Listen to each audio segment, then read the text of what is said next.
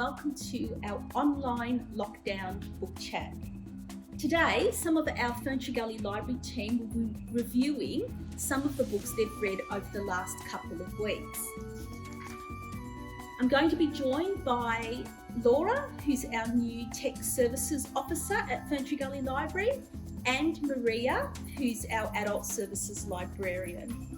So any of the books that we review today, you're welcome to put on hold, and when we make contact with you that they're available, you can give us a call and we'll organise for you to collect them outside of our library door, if of course we're still in lockdown. The first book that I'll be reviewing today is James Patterson's with Kessia Bell, called The Dolls. So this is one of those bookshots that I enjoy reading. It's a short novel, fast-paced thriller. In this book, the dolls have been developed to be companions, night companions for very rich businessmen who don't have the time to develop relationships with real human people. They're beautiful, they're sexy, and they're programmed to fulfill every man's desires. They're very human-like in every way, except that during the day they need to be charged up, ready for their night duties. So what happens when these rich businessmen annoy their dolls? Could they be the reason why so many businessmen are getting murdered? You have to read the book to find out. The next book I'll be reviewing is one that's called The Girl Remains, and it's by Catherine Firkin, and she is a new Australian author who's writing thrillers. So this book is based in Blairgowrie, which is a small seaside village in Victoria. I love the description of the coastal seaside town, the sound of the water, the beautiful descriptions of the shrubbery and greenery, and the descriptions of those pathways that only locals know to the beach, the lonely pathways. The author's vivid descriptions take me back to my childhood when I would explore seaside towns with my sisters, and how isolating and sometimes frightening places that we would get to. So in this book, 3 young teenage girls go to one of these pathways in the middle of the night for an adventure, but only 2 of them return. During this time, the disappearance is investigated, but it's not solved. 20 years later, a human bone is found by some children playing in that area. So the cold case is reinvestigated, only to discover what happened to the girl.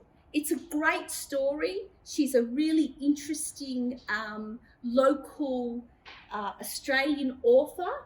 It was very enjoyable to read, definitely a page turner, and I think you'll enjoy it if you put this one on hold. The last book that I wanted to review today is Zarya. Now this one is actually a junior non-fiction book, and I picked this one up because this story of Zarya Chamberlain happened when I was a young girl, and I picked this book up because I loved the beautiful illustrations. So the story begins with the little yellow car filled with a family going on a holiday to Uluru. The illustrations are absolutely beautiful.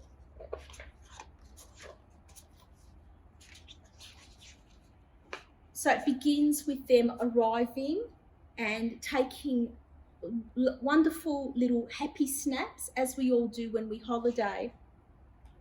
And then this absolutely beautiful picture, and I'll just read a couple of words for you. You see, it was on that very night while the family cooked a meal of beans that a goanna took a moth for its supper, an eagle took a joey for its dinner, and a dingo took a baby.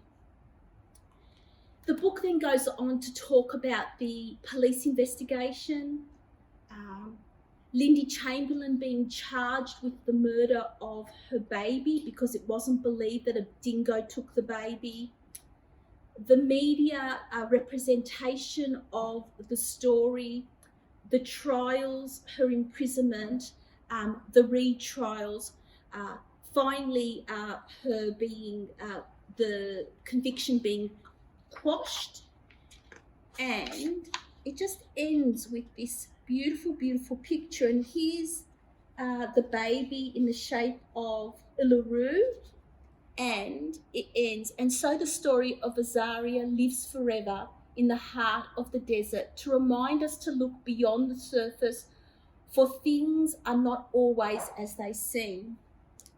I thought it told the story beautifully. I think it's a wonderful way of explaining this story to children, and for us as adults to think about how we behaved when this story was happening. A really beautiful book. Thank you. Hiya, my name's Laura and I'm from Ferntree Gully Library, and I'm going to talk about the pleasures of rereading some books. So, one of the books that I like rereading a lot and I always suggest to people to read is this one, The Uncommon Reader by Bennett. It is a very, very short novel about the Queen discovering the pleasures of reading. So when I say the Queen, I mean like the Queen of England, Queen Lizzie herself. So, she stumbles across a bookmobile, so kind of similar to our flexi van that we have for our Eastern Regional Library. She comes across one of those in the gardens and she borrows a book out of obligation because it would be rude to go into one of those and not borrow a book. But then she reads it and she falls in love with reading and it just transforms her life. So I enjoy this book because there are very many habits of reading that the Queen adopts. So I'm like, oh yes, I do that as well. So I love this one and I always read it when I need to get back into the love of reading. Or when I need to reread something, I read Harry Potter. Yeah.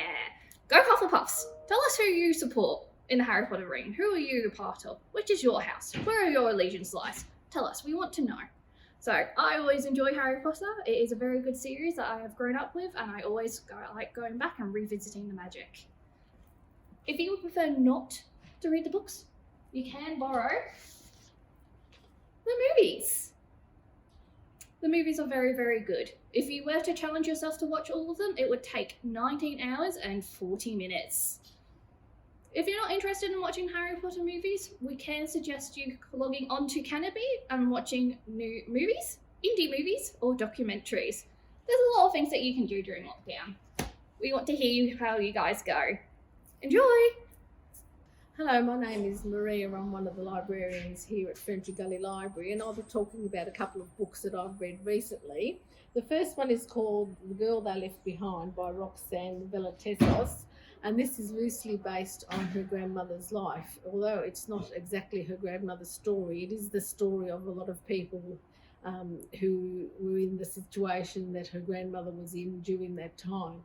It's set in Bucharest in 1941. And the story begins with a Jewish couple fleeing in the middle of the night and having to leave behind their young daughter. And she was left in a hotel lobby and they couldn't take her with them. And later the young girl was found by the concierge and taken to an orphanage. Later on in the story, we find that she's been adopted by a wealthy family and the parents of the young girl who were hiding in an attic in a house in the city were later transported to Switzerland. They managed to get out of the country. The young girl, who's named Natalia, lives with this new family and leads a very happy life. She becomes an accomplished pianist. She has cousins and she goes to school, and although the war is raging around them many times, she has a happy time, except for when the Nazis sort of invade the country and the Allies are bombing, they end up losing their home and they end up going to a flat, which is a communal flat, and they have to share the kitchen and the bathroom. The mother ends up having to sell a lot of her belongings to make money the father doesn't have a job anymore and he spends his days wandering the streets, so they go downhill. Then the book jumps a little bit in time and we get more of Natalia's story. She gets to 22 years of age and she's working in a grocery warehouse, and she's helping to support the family and living also with her parents in the communal flat. Later she meets up with Victor, who was an older friend of theirs, and he works as a government official. And they start an affair which she thinks she's keeping secret from her parents, but that's not quite the case. Later in the story, Victor and her parents secretly find a way to get Natalia out of the country, and she's transported to the USA. And at the end of the story, she ends up meeting up with her natural parents and spends a bit of time with them and their foster children. And she spends a lot of time talking about her new life in the USA. So it has a very happy ending. And at the end of the book, it talks about people who were in that situation in real life at that time during the war. The second book is quite a bit different. Redhead on the Side of the Road by Anne Tyler. Now, Anne Tyler is an American novelist and short story writer, and she won the Pulitzer Prize for her book Breathing Lessons in 1988. So she's very well known in Australia, but also in America. And this is a very short novel, and it's about a gentleman called Micah who's in his 40s. He's a self-employed computer Mr. Fix-It man called the Tech Hermit, and he's very set in his routines, and he's been called very finicky by his family. And he has set days where he does set routines, and he has his kitchen day, his laundry day, his mopping day, his putting out the garbage day, and set routines. And there's certain days that he mops one room and certain days where he cleans certain appliances. So he's got his routines down pat, and he doesn't like to be swayed from his way of doing things. And one day he has his routine changed quite a bit when a young teenage boy lands on his doorstep by the name of Brink, who thinks that Micah might be his father. And of course, they work out that Micah isn't his father, but then he's stuck with this young boy who doesn't want to go home, and he's sitting on his doorstep, so he invites him in, and then he tries to solve the issues with this young boy and his parents, who the mother was a girlfriend of his from when he went to school, and it puts him out of his comfort zone a little bit. We're also introduced to Micah's family, and they're all quite the opposite of him. Everything's clutter, everything's a shambles, the whole house is a shambles. There's kids everywhere, there's toys and food and flowers and bikes and shoes and pots and pans all over the place. And when he goes there, he's tempted to clean up a bit because it just doesn't meet up with his standards. But they all grew up in a house of clutter, and he turned out Mr. Finicky, and the rest of the family turned out to be Mr. Clutter as their parents were. He also has the Redhead on the Side of the Road as part of his repertoire, and that's when he goes out running, which he does religiously every morning at 7:15.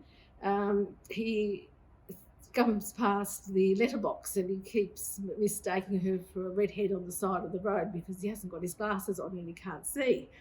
And every now and then he sees a pillar box and thinks it's a little boy in a jacket. And he notices that his eyesight makes him see inanimate objects as human beings. So he's aware of that and thinks he must do something about it. In the end, he works out his problems with his young fellow who's got staying with him, and everything turns out well with the family. And while this is going on, he's having some issues with his girlfriend that he works out at the end as well. So everything works out fine. This is a good book for you as well as the other. and it's a light read and it's quite funny, so I think you would enjoy it. So that's all from us today. Bye from now.